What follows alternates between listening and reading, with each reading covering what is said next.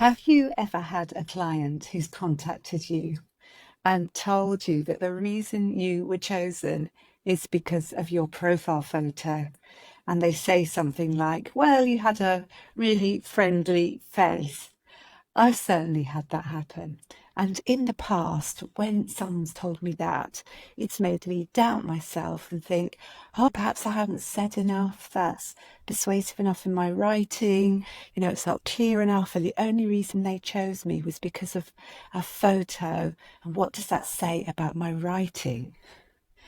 But in the course of my research for this particular talk, I've realised the reason people choose a counsellor on the basis of their photo is because of the power of photos. A good photo will definitely bring you clients. I'm going to explain why in this video today.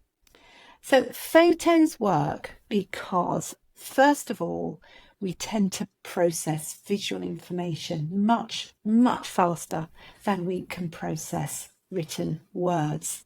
So in terms of how quickly we process a piece of visual information like a photo, it's 13 milliseconds. You can't read many words in 13 milliseconds, can you? And we make a decision really quickly based on those photos, because visual information, it passes through somewhere like our amygdala much quicker than the prefrontal cortex, and it's interpreted more quickly, so we can make decisions literally in the blink of an eye. And the research shows that people make decision about something like likability in that 13 milliseconds. And even if they go back and have another look, it tends to only confirm that first opinion. So I expect you've done this yourself as well. You've probably looked through a list of counsellors and decided which ones you like the look of, and then maybe investigated them more thoroughly. But you probably may have rejected people as well, just on the strength of that single glance. So the reason photos work is because we process the information very visually. Another reason to think about with photos and why they work is that old phrase that says a photo speaks 1,000 words. A photograph is worth 1,000 words. And why is that? It's because it's really easy to get a lot of information from a photo very, very quickly. One of the examples of this is, have you ever tried to describe what is in a photo? I sometimes do it if I'm trying to make a photograph accessible to those who haven't got very good eyesight. And to try and describe a photo, it does take quite a lot of effort because there's a lot of information in a photo. And that's what people are picking up when they're looking at your profile pictures. Your photo will tell them so much about you, much more than perhaps you're saying in your full written introduction. Now, another reason photos work is because they are much more memorable. We remember photos because not only are we remembering the visual side, we're also in a way putting words to it, and I think that's why we remember photos much, much more clearly than something that we've read. We just retain that information, that visual information, much, much better. I'm sure that you can think of maybe the way you've been seeing something in a diagram when you've been learning something, and it makes much more of an impact on you, and you tend to remember that more easily than a long piece of written work. And a really good example of a memorable photo that's come up for me this week is following the attempted assassination of Donald Trump.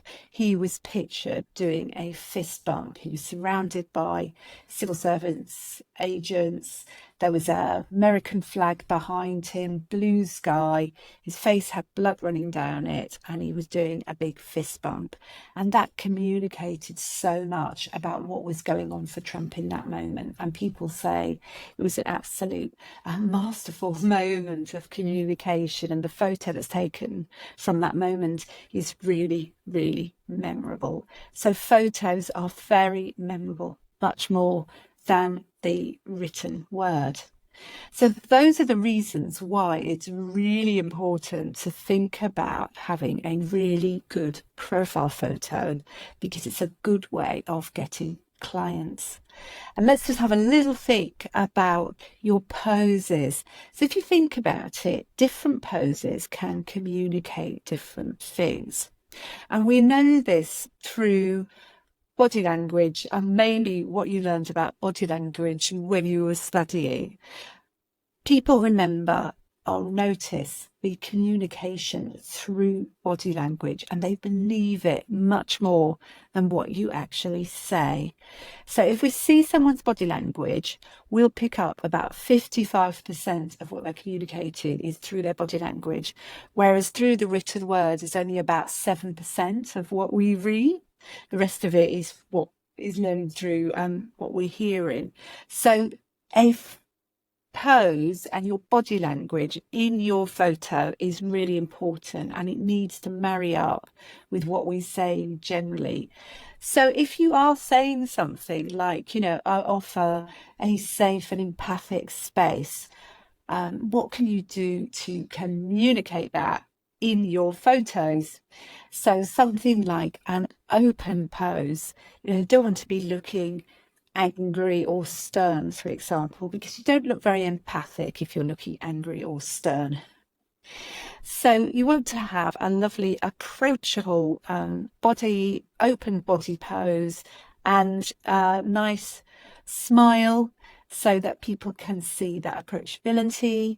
People may also be looking for things like the fact that you're competent and you're reliable, and that can be communicated through your choice of clothes. Your choice of clothes can also communicate other aspects of yourself, for example, like neurodivergence or LGBTQ, or if you're somebody who is creative, that can come across in your clothing choices as well. So what I'd really love to encourage you to do, if this has whetted your appetite to learn more about how you can use your profile photo to attract more clients, is listen to episode 22 of the Good Enough Counselors podcast. And that will give you a whole lot more information about why profile photos work and how you can make sure that you've got a winning profile photo that will attract clients and help you to build a successful private practice. Thanks for watching.